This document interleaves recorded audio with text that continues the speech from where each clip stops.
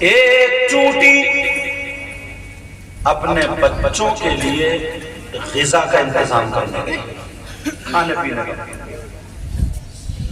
اور جب انتظام کرنے گئی بارش ہو گئی، نالی میں پانی بہنے لگا، چونٹی بھی بہ گئی۔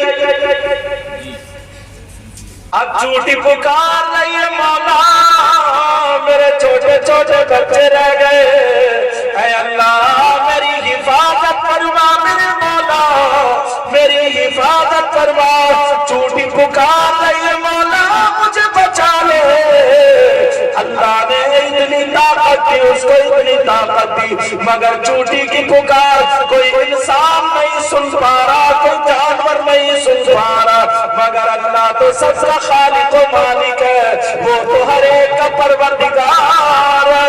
اللہ نے سن لیا، چونٹی کو اتنی طاقت دی، اس نے پرمارے پرمارے پرمارے، اور وہ دھار سے نکل کے ایک پیڑ کا پودا جو تھا، دھوپ گھاس وغیرہ تھی، اس کا سہارا لے کے اس پہ چڑھ گئی،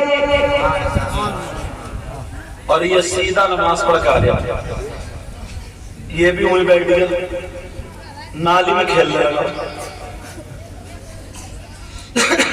نالی میں کھیلنے لگا۔ اس نے چونٹی کو دیکھا، اب مزہ لینے کے لیے وہ پودا توڑا، گھاس کا ٹکڑا توڑا اور چونٹی کو بہا دیا۔ اب چونٹی کو بہا، چونٹی کہہ رہی اے اللہ مجھے اس ظالم سے بچا لے، اے اللہ مجھے اس ظالم سے بچا لے۔ چونٹی پھر پکار رہی ہے اپنے مولا کو، میرے مولا مجھے بچا لے۔ ارے یار جان تو سب کی جان، جان تو ہاتھی کی بھی ہے، تمہاری بھی ہے، میری بھی ہے، چونٹی کی، اور سب کا خالق و مالک کون ہے؟ اللہ پروردگار ہے سب کا خالق و مالک۔ اب چونٹی کہہ رہی ہے مولا میری حفاظت کر لے، اے اللہ میری جان بچا لے، مولا اس ظالم کو یہاں سے ہٹا دے۔ مگر چونٹی کو اللہ نے جب طاقت دی تو ہاتھ پاؤں مار کے چونٹی پھر واپس آ جاتی ہے، وہ کنار پہ آ جاتی ہے، مگر اس شخص نے جس کو سیدھا سمجھ رہے تھے، اس نے پھر چونٹی کو ڈھکیل کے دھار میں کر دیا، اس تنکے سے پکڑ کے دھار میں کر رہا، چونٹی چیخ رہی ہے، چلا رہی ہے اے مولا اس ظالم سے مجھے بچا لے۔ کئی مرتبہ چونٹی آئی اور اس نے ڈھکیل دیا، چونٹی آئی اس نے ڈھکیل دیا، یہاں تک کہ چونٹی پکار رہی ہے مگر اس نے نہیں سنا۔